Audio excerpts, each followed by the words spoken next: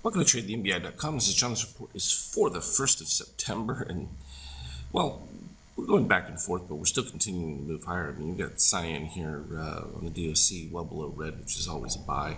We've moved up into an extreme area. We're going to get some a little bit of soft breakdowns in between. Currently, we've been riding this string of positive extremes, and that streak is not that far from the current level, 33.93. We're at 35.10 now, so it will seem like a big drop when it does fill back in, but relatively speaking, it's pretty consistent with very stable, controlled run, and this is just an indication of the Fed's power.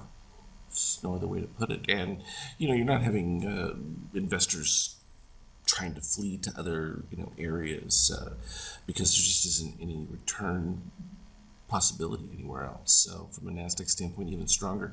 And you can see even from that steel setup here, you saw in the S&P it's below the negative 13.5, which means it's fully loaded to make a return back up, which would create even bigger push towards that 4K on the ES that we talked about, which is just the S&P. And of course, everyone's going to say that that's just throws everything out of the multiples, but again, they just don't take into account the monetary easing and the devaluation of the dollar expectation that is built into that number change.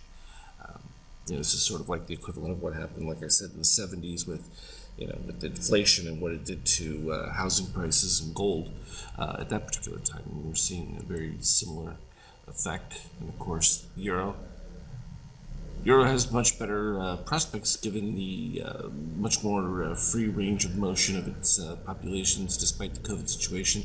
The U.S. is still sporadic and general lockdown. That's likely to remain until after the election. So that being factored in with the fact that the U.S. is putting a lot more easing comparative to the Euro has to make its move higher. Plus, it does help the U.S. from a trade standpoint, so they're not going to object to that at all. And then from oil, I mean, it's just a beautiful flat line going across, beautifully controlled, still slightly ebbing. I think we're still looking to try and reach that $50 range. And from a gold standpoint, like we said, it's just going to continue to do a slow build. We've actually got a turn up of the power mode too with the cross, so we've rebuilt our shakeout. I would expect that should elevate things back up towards the ABM yellow right there, which would certainly be consistent with our expectation. From an intraday standpoint, of course, we start our days with those early morning bursts, positive extremes. They get filled back in, then you look for a basing. We had it right here. We started to pop up a little bit. We ended up with a breakdown that took place right about here. We saw it with the repeated pops of steel dipping below cyan. We weren't getting a more significant spike of orange. Even right here, that was the first time. The secondary one was a lot cleaner because they happened all at the exact same time across. With the spike of orange there, and also you already had green below red, and then red certainly was below white, but we had the shakeout breakdown to a little bit stronger negative on that one, but it turned around and popped right back up pretty darn quick. And then from there, we just performed the same basing, moved up to the highs. What was interesting about this setup, I wanted to point out though, you had the dip below the red line on the extreme histogram, and then you matched that low on the green setup, which is the bullish version of it, and that's why you had such a nice turnaround from that dip along with the cross. I mean, that's where everything took place all at the same time and pushed right back to the 100% move right there. And then later in the day, we came back, filled it all back in, and then pre-market it took out the lows and then doing again the same push already. But we filled in most of those positive extremes. The only one remaining would be the one right here, right around 35.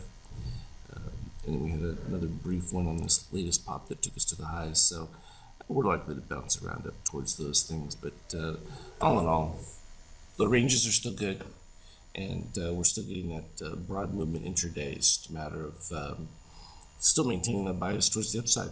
And that's basically where we're starting off with. So it should be a little more dynamic because campaign effects start to pick up here as September starts, and people are going to be thinking about school, and that'll be an interesting one given how many schools are not open, some are, and I don't know what parents will do in that case, and that will be an interesting one because I think it does have a dynamic effect on things. As always, though, I will update anything on our Skip Chat. Trade well.